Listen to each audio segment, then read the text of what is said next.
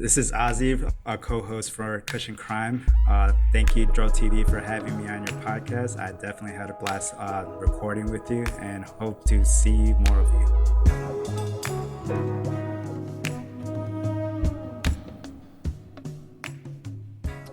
Welcome to My First Time, the show about your first time getting high on marijuana.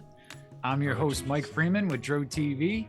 Today, I'd like to welcome our guest, Ozzy from the Kush Crime Podcast. What's happening, my friend? Not much, man. Thank you for having me. Yes, your wife Sam did an episode, then I did an episode of Kush Crime, and now you're back now to tell your first time story. Yeah. Back with a vengeance. I love it. This is awesome. You can find more of Ozzy and the Kush Crime Podcast at Kush Crime, Instagram, Twitter, Facebook. Even on our personal website, cushioncrime.com. Cushioncrime.com, and wherever you get your podcasts.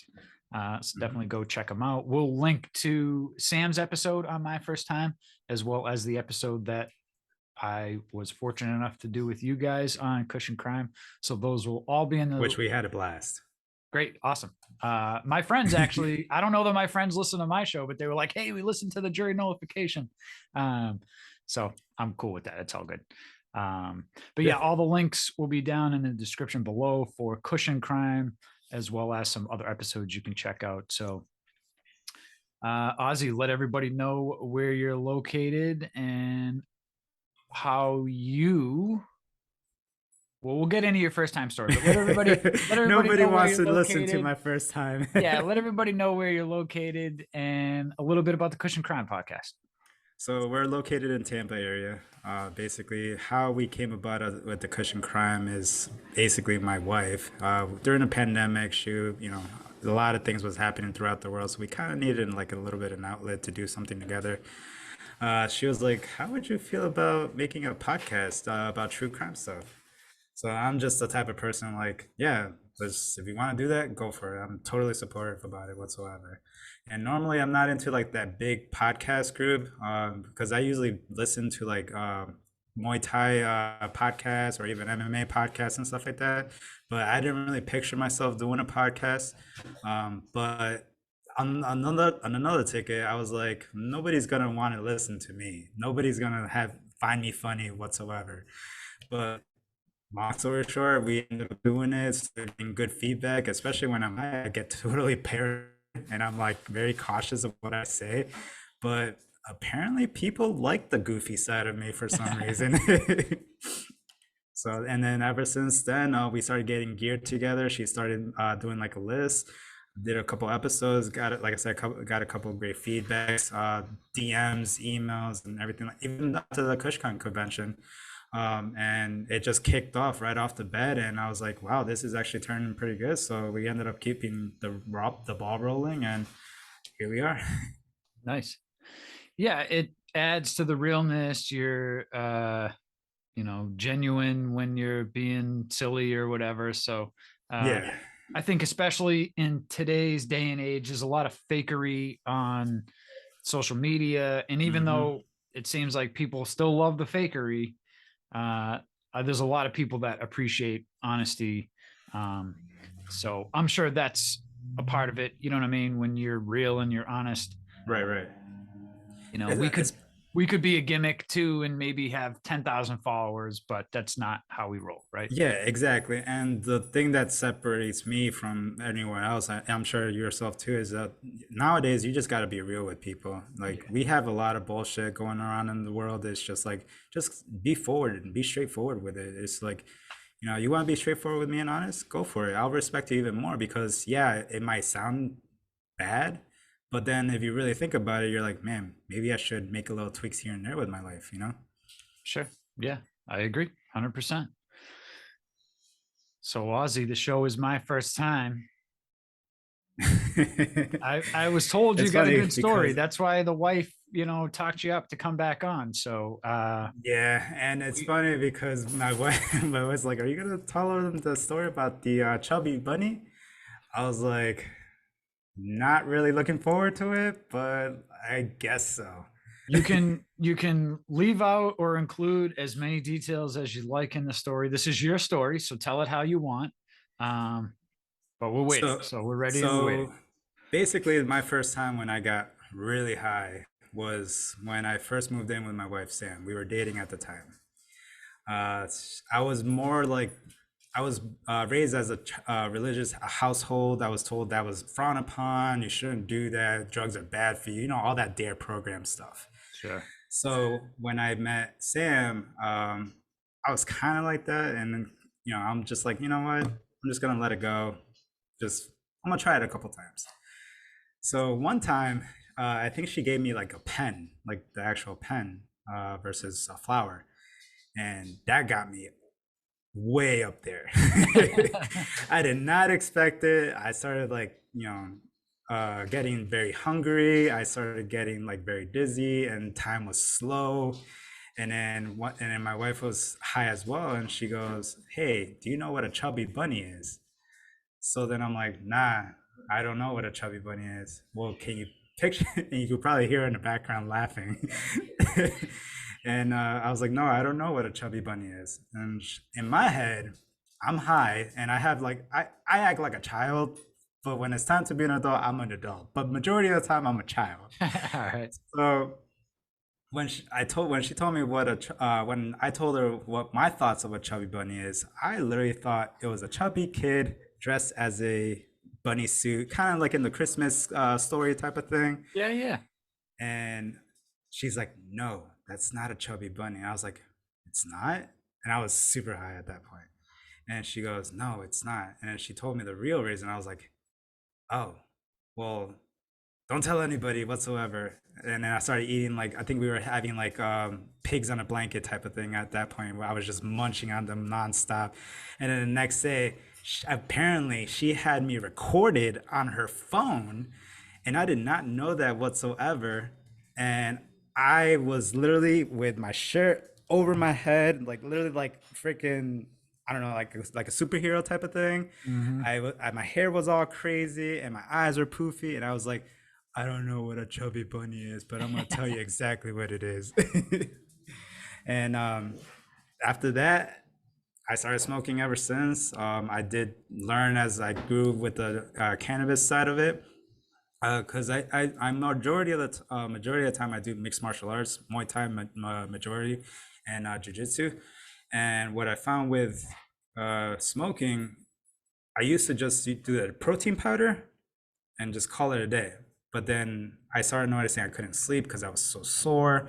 I couldn't. I was feeling in pain all the time because I was rolling with people, and I started smoking more and more. And I noticed that my body was not as sore, not as tired, not as painful, and it just took off from there. And ever since then, I can't. I'm not the type that basically smokes while doing normal activities. I get very paranoid with people. I get very quiet. I have to be home, chilled, and just vibing at the time without going anywhere like at all. So Right, right. um, ever since then, I started noticing and learning more about the cannabis side and what it does to your body versus what everyone in society tells you. It's actually more beneficial than modern medicine nowadays. Yeah, sometimes you just wish you'd had like a weed dart gun and you were like, this person doesn't believe in it. Yeah, Boom, you know? exactly, exactly. Like I hear a lot of stigma about it, like, oh, like cannabis is bad for you because of running. It'll ruin your stamina, so to speak. It does this and that. It's like not really. It's almost like I was just telling my wife. There was a UFC fight that happened last weekend, and one of the fighters was like, "Oh, I didn't know CBD had THC in it. I was so drowsy. I didn't want to train. I was so lazy." But then in my mind, I'm like, you don't know the benefits of CBD. That's actually more for recovery. Like Yeah, yeah. it's not a bad thing. And like you must be a noob or something. You're a fighter. Like I would be taking CBD if I could every day. Yeah, yeah. So Yeah, who knows? Maybe he was trying to play it safe and not offend anyone or come across, you know how it is nowadays. But yeah, everyone's got to be super, kind of sort of looking out for the sensitive people, unfortunately. And, you know, it's just America needs to just grow some balls or something, you know, like Yeah, it's yeah, just I don't understand. Like we grew up with like Ren and Stimpy and freaking yeah, yeah. Cow Dog, and you know You we guys are watched. both from New England, right? Yep, yep, We talk a lot of shit in New England. exactly. It's like Especially very especially in Boston. ball busty. There's not a lot of room for error. You make a mistake, Hmm. you're gonna, bust your balls for it, and Right. it can get annoying, but at the same time, like it's kind of like camaraderie. It's like fun to know that, like, oh, I can give this guy a little shit here and there, Yeah. um, and yeah, And like we're in a society where everyone's like on eggshells, like, oh, I don't want to offend someone, right. you And know. it shouldn't be like that. Like if someone wants to express themselves some way, like just let them express themselves. Don't take it too personal. Like Yeah, you know, especially like I work in the auto industry. So a lot of people, a lot of mechanics talk shit, ball bust and all this stuff. sure. And it's like you got to have some thick skin to be in the auto industry or any like hands-on or even like diesel auto anything like hands-on that it's male dominant, so to speak. Yeah. You got to have some thick skin, but nowadays there's not a lot of people that can take that, so to speak. Yeah, I right after high school, I started working for a construction company. My brother got me the job. And the first day he said, people are going to yell at you, they're going to Hmm. swear at you, they're going to call you names, tell you you're an idiot. Why'd you do that? He's like, Right. don't take it personally. Hmm. He's like, that's just how it is. And I'm to a fault almost, my girlfriend's like, you're emotionless. You never and I'm like, emotions, usually bad ones, cause stress. Stress causes internal damage to my body. Hmm. Um, so you can say something that offends me, but at the same time, I respect your right to say it. You know what I mean? Right. So like if you're mean or being hurtful, or I mean that's different than saying something I don't agree with and now I'm offended because Right. I don't, how can you say that, weed. You just gotta low the there's like a different scale, so to speak. Like if you kind of guess like okay by just talking, you know, if I'm talking to you, I can kind of, I'm not saying I am right now, but like if you're talking to a random person, like say we're talking out in the street or I've never met you type of thing, you can kind of tell like the way a person reacts to certain Sure. things. It's like, yeah, he's a little like emotion. He has a lot of emotions, or he takes things too personal, and then just by the way they respond to a certain thing, you can kind of tell. And if once you sense that, you got to kind of go to like their level. That way, they don't feel offended. They don't feel like you're attacking them some way somehow, and that's literally how you should talk to someone versus, oh, I'm the bigger person and the better person, or yeah, I'm just going to let someone walk all over me type of thing. Right. Yeah, I Mhm. volunteer at a bird rehab, and excuse me, it's a lot of like teenagers that volunteer there, and I'm like I'm 40. I don't feel like the old guy, but I'm the old guy. Yeah. Who's the man's man because I fix things. I know how to use a hammer and a screwdriver, and so like I like fix. Not a lot of people know how to do that nowadays. But so I kind of like joke around with the kids a lot, and I don't say inappropriate things, but I say things where they're like, oh, oh, why do you say that? And I go, well, let's talk about it, and usually even them, some of them are like, oh, I can't believe that this person is trying to get canceled, Yeah. and so I like to say things that maybe stretch the line. And so, I'm like, listen, you guys are in school. Who knows what you're being taught and fed to every day? Hmm. Like, here's a reality check. Like when you're done with school, you're going to be in the real world. The real world doesn't care about your feelings, Right. doesn't care about whether somebody said something to you or not that you didn't agree with. So, That's I mean, literally what I tell people, especially like with the younger person. Like, it all takes one person to go to HR, and you'll be in trouble. sure, yeah, Especially nowadays, it's very sensitive on that HR topic as at workplaces. It's just, like I said, it's just a weird place that we live in, time that we live in currently, because we had so many terrible things back in the day, like Scary Movie 2 was very sexualized, very racist. It's, so many different types of jokes that nowadays you can't say things like that. The Yeah, yeah, Boondocks back in Cartoon Network sure. at like 9 and 10 o'clock at night. Um, Even Family Guy. It's just things like that. They had to water it down because of society nowadays, and it shouldn't be like that. It's like if they want to express themselves that way, let them. It's just a cartoon. Why take it personal? And if it's a person, it's their thoughts. It's how they express themselves. Just let them be them. That's really it. But people don't understand that. Yeah, I used to say it's the TV. Everybody watches the TV. They tell you what to say, they tell you how to think. And, that trickles down from parents to kids or teachers to kids, whatever it is. But now I'm thinking it's teachers or parents because kids aren't watching the news. Kids Mm. aren't watching TV. They're certainly watching YouTube is the new TV, right? The Yep. phone's the TV. Um, Now they but TikTok and yeah, Instagram and yeah. everything like that. And so I guess now it comes down to who the influencers are, and Hmm. that's going to determine how we should think, how we should feel. And um, but I do have to say, we always hear about the younger generation and oh, they're so bad, they're so terrible. And it's like, well, you're the older generation. You obviously screwed it up for them, right? Uh, Right. you know, all the octogenarians are close to 80-year-olds running this country. Like, you destroyed this place. You know what I mean?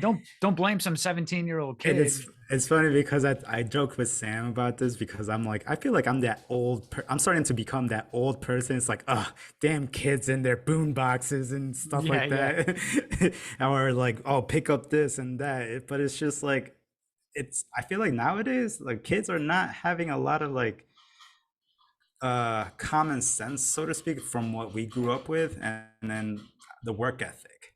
yeah, yeah, Everyone's so glued to their phones. It's just like the world is such a beautiful place. Like you're just looking at it through like pictures and phones and stuff. Why don't you just go out and explore? Go scrape your knees, like like I always say, versus sure. just staying inside and just being on your tablet. It's just like you said, a lot of these people, a lot of these kids nowadays, it's just influencer and based, social media based, and they just do things with likes, and it kind of grinds my gears, so to speak, You know what really grinds my gears? because it's like not everything has to be recorded just so you can get respect. Right, right.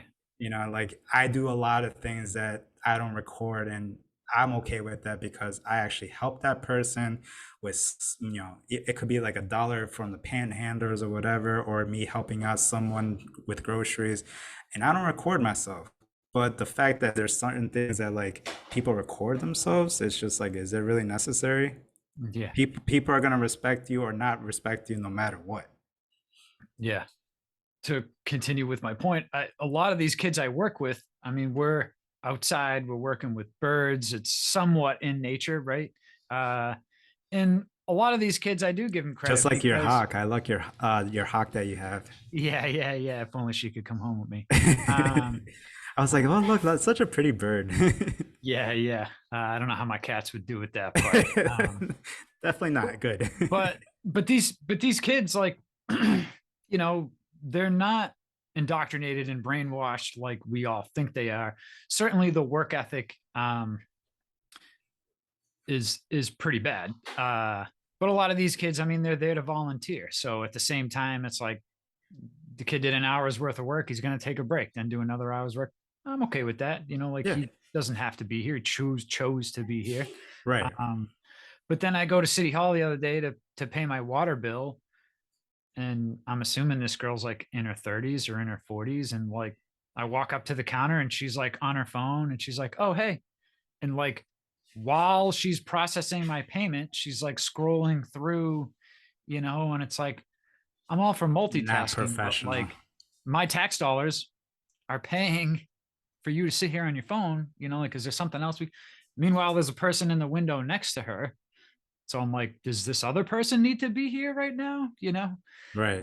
In the brand new city hall that they built, because the other one apparently is falling into the pond behind it. So, uh, Oh, yeah. Anyways, but it's funny when we were talking about athletes earlier and smoking weed, and you know, I've learned in the last couple of years uh, to take someone's argument from their side, right? And so when someone says, "Oh, athletes," and I go, "Yeah, you know that Michael Phelps guy, what did he win? Like 5 or 6 gold Yeah, medals?" And something like all that. of a sudden, he's got his lips wrapped around a bong. I mean, what do you mean? You know? Oh, God forbid. And then you know how many like NFL players, Ricky Williams. I mean, that was 10 years ago now. Um, but you know how many of these NFL players or basketball players after the fact, because still it's slowly eroding away, but you know when they retire or whatever, they say, oh yeah, I ease the pain from marijuana or CBD. And you know, especially the NFL with the, you know, type of injuries they go through. And hey everybody, I want to quickly mention food forest abundance. Food forest abundance is a great way to create your own self-sustaining food forest and naturally occurring ecosystem that's commonly found in nature but designed specifically for you. Through multiple layers of trees, shrubs, herbs, vines, rhizomes, mushrooms, and perennial vegetables, you can become your own supply chain without the typical maintenance required of a garden. From small spaces to large areas, both urban and suburban, Food Forest Abundance wants us to get back to our roots in nature by engaging with our food production in a meaningful way. For more information, click on the link in the description below and start your journey today. Okay, let's get back to today's episode. You know, it's a stigma we are slowly eroding away. And it's such a pleasant thing to like watch because, like I said, back in the day, marijuana was like a taboo. Like, oh, you Yeah. shouldn't do that. Now they're slowly starting to get a little bit of a how do you say, basically like a little bit of a leadway, so to speak, to improve to actually be more acceptable. Sure.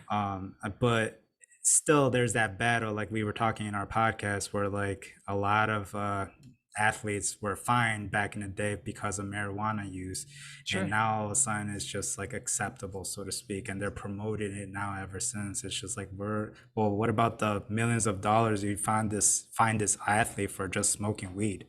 Yeah. Are you going to give it back? No. Yeah. So why are we all of a sudden promoting it? You know, it's like Nate Diaz. He's a UFC fighter. He just retired. Nate Diaz is a big smoker along with his brother Nick.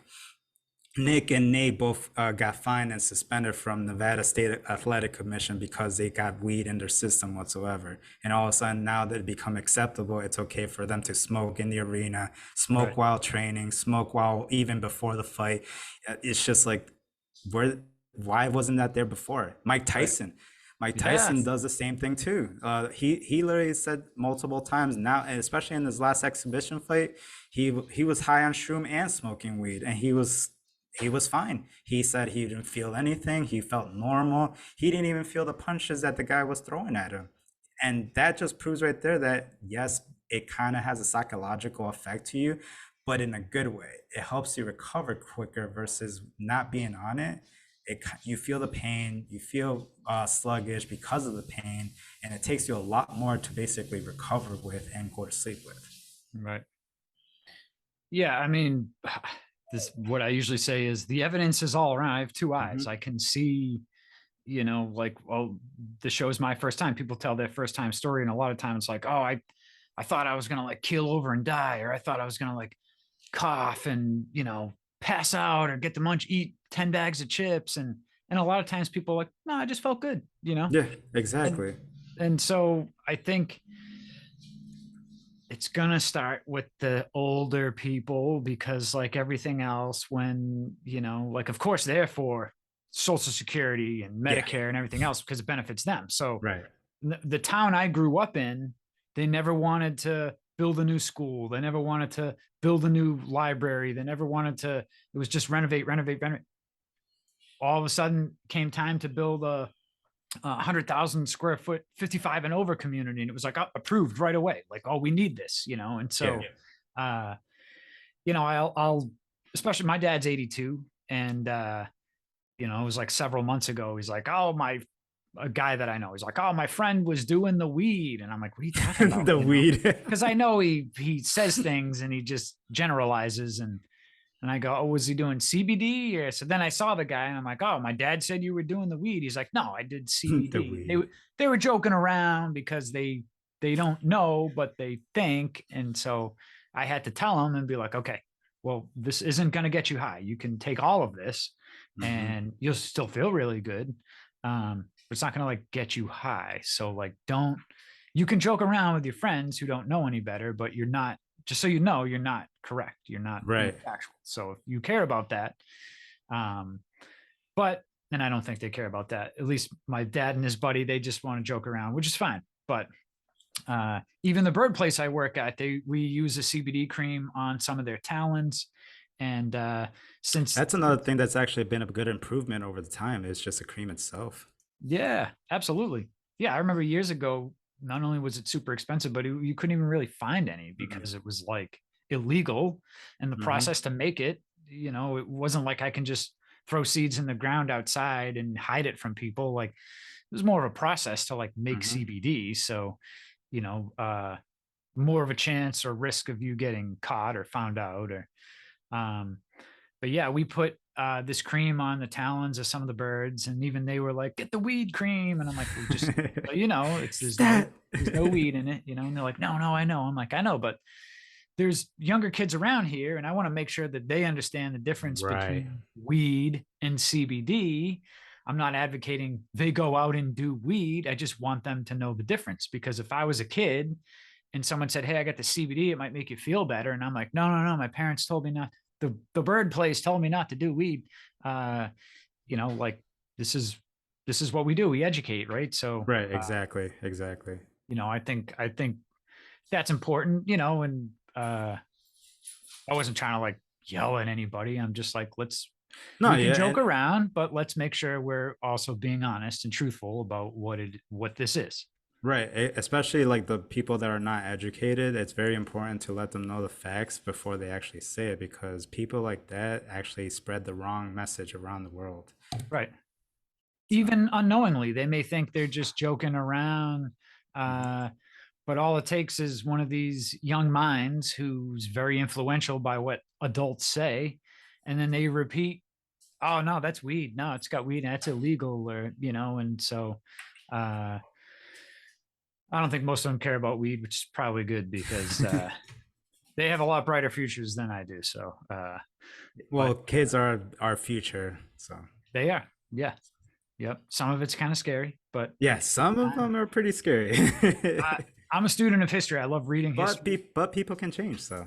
People can change. And if you go through history, every elder generation was always the best generation. Oh, we were the World War II generation, the greatest generation ever. You know who said that before them? The World War One generation. Okay. Right. You know, when swing music came out in the 20s, it was always, oh, these crazy kids and their swing music, and they're the worst generation. They're gonna, and so they always say this is the worst generation, and then the younger generation, and then the older generation always says this is the greatest generation.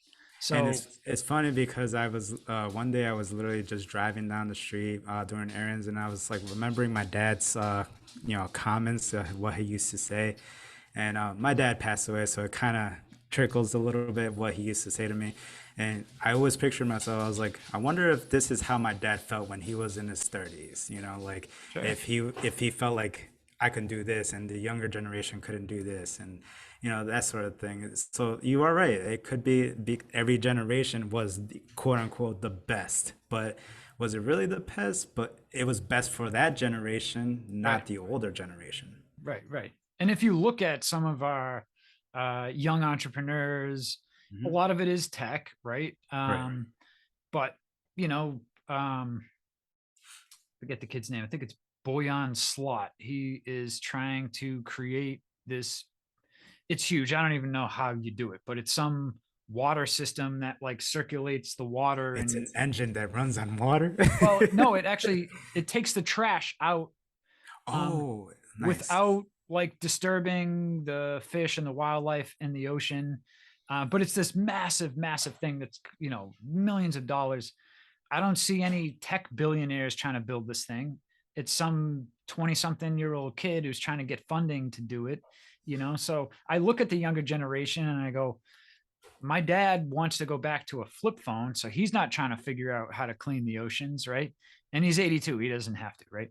But these younger kids who understand tech, they, have ambition enough to go out and try something. I'm like, yeah, you know what? Maybe they're the ones that are going to solve the problems of the next generation, Right. because they have the ability. They know. I mean, how many like little kids do you know can operate a phone like you can, right? Right, So, exactly.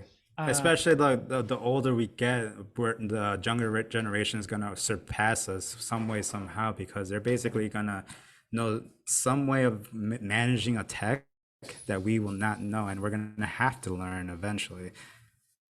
yeah, and history is just filled Especially with especially with like technology evolving frequently nowadays, we're gonna basically we got no choice but to basically learn the technology, especially for our jobs and everything. right, yeah. And if you go through history, it's usually some form of technology that Right. solves some problem, and um, But sometimes it could be a problem. it could That's absolutely, yeah. But absolutely, that's part of like learning the evolution of the technology though. Like you gotta make it happen to be successful for the society. But if it goes sour, you're gonna need to know a plan B or a plan C to actually wash hands with what you just did. right, yeah. I mean, Henry Ford for months kept telling his team of engineers, we got to make an engine. We got to make Hmm. a 6-cylinder engine or whatever it was. And they say, we can't be done. It can't be done. We can't do it. We can't do it. He kept month after month after month. And then Right. finally they figured it out. I mean, I don't think we'd still be riding horses if Henry Ford wasn't around, but the technology probably wouldn't have happened as quick as it did if this guy didn't say, I know it can be done. We Right. need to just keep going. And then eventually he figured it out. Um, so, you know, I do, the younger kids I work with, I do look at them sometimes and I go, okay, like it's probably not going to be perfect, but uh, I'm not as down on them as I used to be because, I see how they care for animals. I see how they care about each other. They're Um, always gonna find some different way of doing it the same way as you, but simpler. yeah, Sometimes it could be a little bit difficult, but majority of them, sometimes younger generation do it in a simpler way. Like just recently, I'm not gonna lie to you, like my wife just taught me how to use a snippet tool on the laptop. I okay. Hell never yeah. I never knew how to do that whatsoever. Like I know how to screenshot on my phone. And I felt old the fact that she taught me that. And now because she taught me that, I literally do that at work. Nice. And even my coworkers like, what is that? So I'm literally teaching someone else to do the same thing. They're like, you're really good at using the snippet tool. I'm like, yeah, because it's actually a form of like she screenshotting like your phone, but it's in your laptop or even a desktop. Right. Right. You know? Yeah. Uh, Ozzy, it's been great chatting with you, my man. Absolutely, man. Same Glad we here. had a chance to catch up again. Let everybody know where they can find more of you. When's the next episode dropping? So we're actually going to be recording this Sunday, and then we're going to be dropping possibly for Monday or Tuesday. Like Sam said, it's a little bit hectic because we do work a full-time job, and I just got home not too long ago. But also we want to give the listeners everything that they want. But you can catch us on Mondays and Tuesdays at our Kush Crime page on Instagram, Twitter, Facebook, and even our website, cushioncrime.com. Awesome. And for those of you watching this on YouTube, make sure you go down there and smash that like button for Kush Crime. Smash!